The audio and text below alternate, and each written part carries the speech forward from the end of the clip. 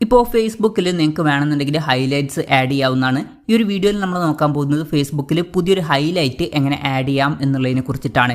അതിന് വേണ്ടിയിട്ട് Facebook application open ചെയ്യുകയാണെന്നുണ്ടെങ്കിൽ ഇവിടെ മുകളിൽ 3 ലൈൻസ് കാണാൻ പറ്റും. അതിൽ ക്ലിക്ക് ചെയ്യുക. അതിൽ ക്ലിക്ക് ചെയ്യുകയാണെന്നുണ്ടെങ്കിൽ ഇവിടെ നിങ്ങളുടെ പ്രൊഫൈലിൻ്റെ പേര് കാണാൻ പറ്റും. അതിൽ ക്ലിക്ക് ചെയ്യുക. അതിൽ ക്ലിക്ക് ചെയ്യുകയാണെന്നുണ്ടെങ്കിൽ നിങ്ങളുടെ പ്രൊഫൈലിൽ നിങ്ങൾ എത്തുന്നതായിരിക്കും. പ്രൊഫൈലിൽ എത്തിയാൽ ഇവിടെ നിങ്ങൾ ഓൾറെഡി ആഡ് ചെയ്തിട്ടുള്ള ഹൈലൈറ്റ് സെക്ഷൻ കാണാൻ പറ്റും. ഇനി അത് കാണുന്നില്ല എന്നുണ്ടെങ്കിൽ എഡിറ്റ് പബ്ലിക് ഡീറ്റെയിൽസ് എന്നുള്ളതിൽ ക്ലിക്ക് ചെയ്താൽ മതി. അതിൽ ക്ലിക്ക് ചെയ്തിട്ട് താഴത്തോട്ട് സ്ക്രോൾ ചെയ്യുന്ന സമയത്ത് ഹൈലൈറ്റ്സ് കാണാൻ പറ്റും. അതിൽ നമുക്ക് ന്യൂ എന്നുള്ള ഓപ്ഷൻ കാണാൻ പറ്റും. അതിൽ ന്യൂ എന്നുള്ളതിൽ ക്ലിക്ക് ചെയ്താൽ മതി.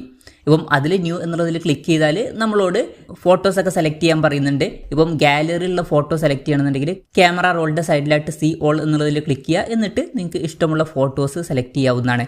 ഇനി അതുപോലെ തന്നെ സ്റ്റോറീസ് സെലക്ട് ചെയ്യണമെന്നുണ്ടെങ്കിൽ ഇവിടെ സ്റ്റോറീസ് സെലക്ട് ചെയ്യാനുള്ള ഓപ്ഷനുണ്ട്. അതുപോലെ തന്നെ നമ്മൾ അപ്ലോഡ് ചെയ്തിട്ടുള്ള ഫോട്ടോസ് സെലക്ട് ചെയ്യാനുള്ള ഓപ്ഷനുണ്ട്.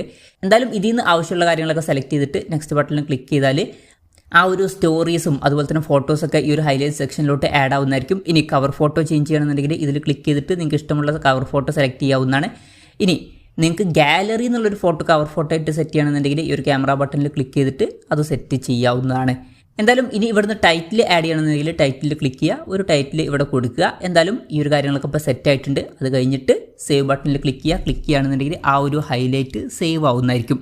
അപ്പം അതിനുശേഷം നമ്മുടെ ഫേസ്ബുക്കിൽ നോക്കുകയാണെന്നുണ്ടെങ്കിൽ നമുക്ക് ആ ഒരു ഹൈലൈറ്റ് അവിടെ കാണാൻ പറ്റുന്നതായിരിക്കും. ഇപ്പം ഇവിടെ പുതിയൊരു ഹൈലൈറ്റ് ആഡ് ആയിട്ടുണ്ട്. അപ്പം ഇങ്ങനെ നമുക്ക് വളരെ സിമ്പിളായിട്ട് ഫേസ്ബുക്കിൽ പുതിയൊരു ഹൈലൈറ്റ് ആഡ് ചെയ്യാവുന്നതാണ്. ഈ ഒരു വീഡിയോ നിങ്ങൾക്ക് യൂസ്ഫുൾ ആയി എന്ന് വിചാരിക്കുന്നു.